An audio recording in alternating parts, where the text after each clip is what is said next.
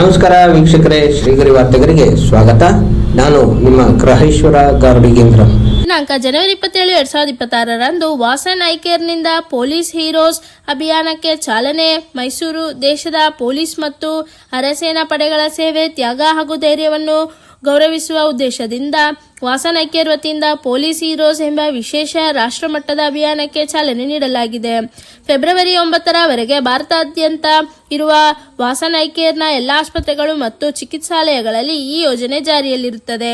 ಕಾರ್ಯಕ್ರಮದಲ್ಲಿ ಸಿಸಿಬಿಯ ನಿವೃತ್ತ sub inspector Shantaraju, doctor Hema Srinath, ನಿವೃತ್ತಿ ಸಬ್ ಇನ್ಸ್ಪೆಕ್ಟರ್ ಜಯಣ್ಣ, ಆರ್ಪಿಎಸ್ ಮಂಜುನಾಥ್ ಹಾಗೂ ವೈದ್ಯರಾದ ಡಾಕ್ಟರ್ ಮಹೇಶ್ವರಿ, ಡಾಕ್ಟರ್ ಅರುಣ್ ಕುಮಾರ್ ಮತ್ತು ಡಾಕ್ಟರ್ ಉಮೇಶ್ ಉಪಸ್ಥಿತರಿದ್ದರು.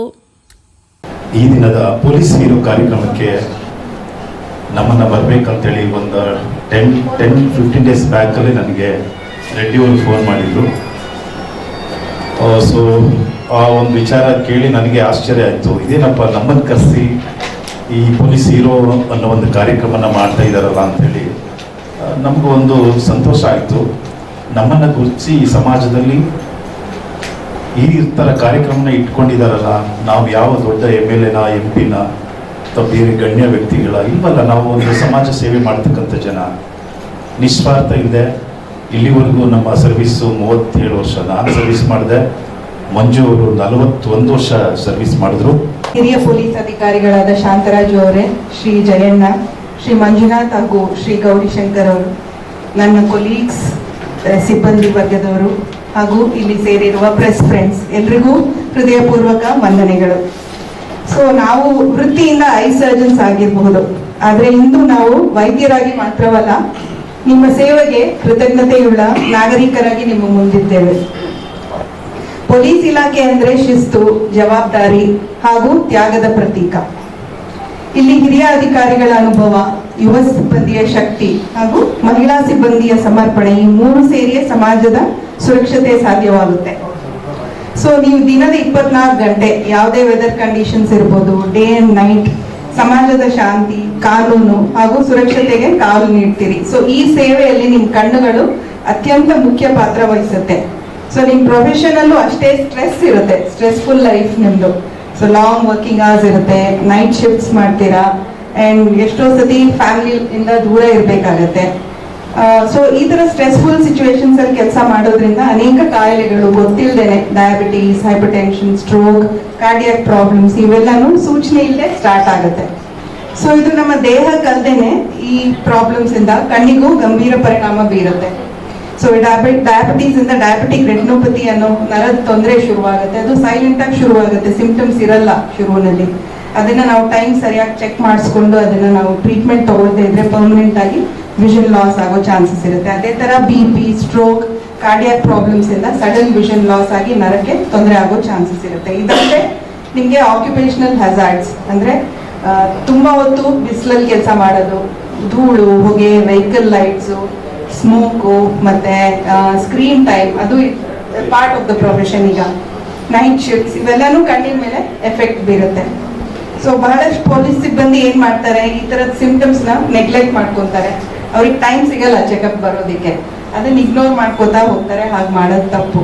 ಸೊ ನನ್ನ ಕೆಲವು ಸಜೆಷನ್ಸ್ ಏನು ಅಂದ್ರೆ, ಕನಿಷ್ಠ ಅಟ್ಲೀಸ್ಟ್ ವರ್ಷಕ್ಕೆ ಒಂದ್ಸತಿ ಒಂದು ಕಾಂಪ್ರಿಹೆನ್ಸಿವ್ ಐ ಚೆಕಪ್ ಮಾಡಿಸ್ಕೋಬೇಕು. ಅಂಡ್ ಡಯಾಬಿಟಿಕ್ಸ್, ಹೈಪರ್ಟೆನ್ಸಿವ್ಸ್ ತಪ್ಪದೆ ರೆಗ್ಯುಲರ್ ಫಾಲೋ ಅಪ್ ಮಾಡ್ಕೋತಾ ಇರಬೇಕು. And especially headache symptoms, blurred vision, ಕಣ್ಣಲ್ಲಿ ಬರ್ನಿಂಗ್ ಸೆನ್ಸೇಷನ್, ಇರಿಟೇಷನ್, ಈ ತರ ಸಿಂಪ್ಟಮ್ಸ್ ನ ನಿರ್ಲಕ್ಷ್ಯ ಮಾಡ್ಕೋಬಾರ್ದು. ಯಾವುದೇ ಸಿಂಪ್ಟಮ್ಸ್ ಇದ್ರೂ ಅದನ್ನ ತಕ್ಷಣ ಬಂದು ತೋರಿಸ್ಕೊಂಡು ಅದಕ್ಕೆ ಚಿಕಿತ್ಸೆ ತಗೋಬೇಕು.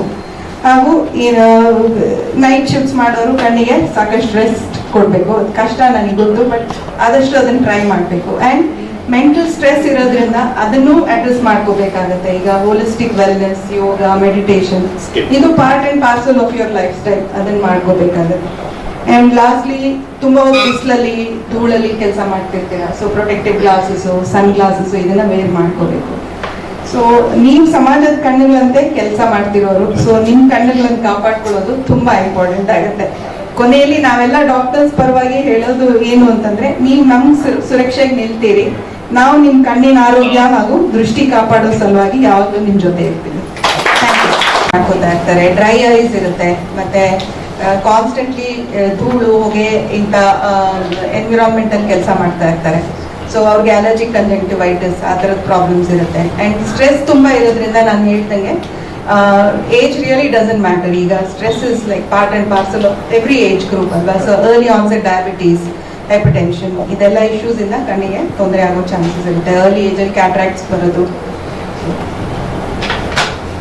ರೆಕಗ್ನೈಸ್ಡ್ ಕಾರ್ಡ್ ಯಾವ ರೀತಿ ಇಶ್ಯೂ ಮಾಡ್ತೀರಾ? ಈಗ ಅವರು ಡಿಪಾರ್ಟ್ಮೆಂಟ್ನವರು ಅನ್ನೋದಕ್ಕೆ ಯಾವ ರೀತಿ ನೀವು ರೆಕಗ್ನೈಸ್ ಮಾಡ್ತೀರಾ? What exactly they need to get? They need to get some ID card. ಅವ್ರ I D card, I D card.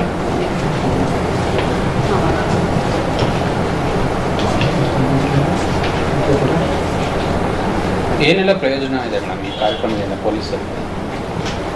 Actually free consultation free ಇರುತ್ತೆ. ಆ್ಯಂಡ್ ಅವ್ರಿಗೇನಾದರೂ ರಿಫ್ರಾಕ್ಟಿವ್ ಎರರ್ಸ್ ಇದ್ದು ನಾವು ಗ್ಲಾಸಸ್ ಪ್ರಿಸ್ಕ್ರೈಬ್ ಮಾಡಿದರೆ they will be able to get it at lesser price. ಮತ್ತೇನಾದರೂ ಅವ್ರಿಗೆ ಬೇರೆ problems ಇತ್ತು ನಾವು ಅದಕ್ಕೆ ಟೆಸ್ಟ್ಸ್ ಅಡ್ವೈಸ್ ಮಾಡಿದ್ರೆ ಅದಕ್ಕೂ ಅವ್ರಿಗೆ ಕನ್ಸೆಷನ್ ರೇಟ್ಸಲ್ಲಿ ಮಾಡಿಕೊಡ್ತೀವಿ. ಮತ್ತೆ ಮುಂದಿನ ವಾರ್ತೆಗರಿಯಲ್ಲಿ ಭೇಟಿಯಾಗೋಣ. ಶ್ರೀಗರಿ, ನಿಮ್ಮ ಮನದಾಳದ ಗರಿ. ನಮಸ್ಕಾರ.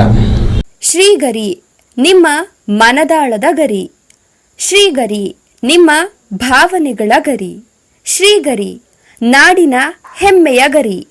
ಮನೆ ಮನಗಳ ಗರಿದು ಶ್ರೀಗರಿ, ತನು ಮನ ಧನಗಳ ಗರಿದು ಶ್ರೀಗರಿ, ವಿಶ್ವದ ದೇಶದ ನಾಡಿನ ಗರಿದು ಶ್ರೀಗರಿ. ಶ್ರೀಗರಿ ಶ್ರೀಗರಿ ಶ್ರೀಗರಿ ಶ್ರೀಗರಿ ಶ್ರೀಗರಿ, ನಿಮ್ಮ ಮನದಾಳದ ಗರಿ.